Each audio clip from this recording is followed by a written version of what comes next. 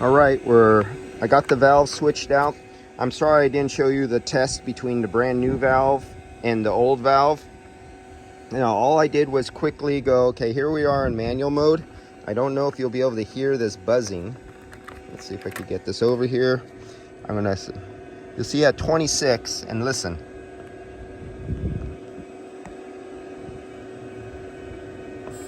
There it goes, 29. Do you hear the buzzing?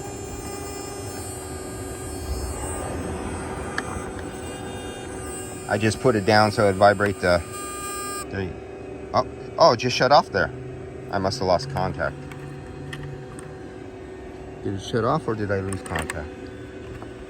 Oh, there it is. Ah, listen. Is there a dead spot? Yep, it just shut off. Now before it was on when I was doing this test. Now, no, it's just humming at a different frequency. But there's definitely a difference on the way this buzzes, and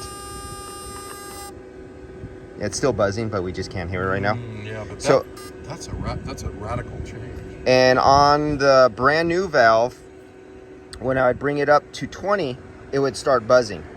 20 or 22, it would start buzzing. This doesn't do anything until it hits 26, 29.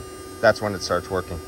And then the ohm check, that's at 11.8 ohms. And the new one was 26? 26, yeah. So the new valve was 26 ohms. The old valve right here is 11.8 ohms. That's double, more than double difference. That's a lot of resistance, or that's less resistance, what would bring down your voltage and draw it down. And if you had a very delicate voltage pulse width system, it would draw the voltage down so much, it would shut down. So we're testing that theory without doing proper diagnostics, because I did not hook this up in the car and try to drive the compressor like I should have, because it's a bitch to get down there and do that.